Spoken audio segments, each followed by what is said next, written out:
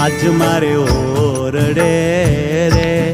આવ્યા અવિનાશી અલબેલ ભાઈ મેં બોલાવ્યા રે સુંદર છોગાવાલો છેલ નિરખ્યા નૈણા ભરી રે નટવર સુંદર શ્રી ઘનશ્યામ શોભાશી કહો રે નિરખેલા જે કોટિક કામ ગોથી ગુલાબના રે કંઠે આરોપ્યા મેં હાર લઈને વારણા રે ચરણે લાગે વારંવાર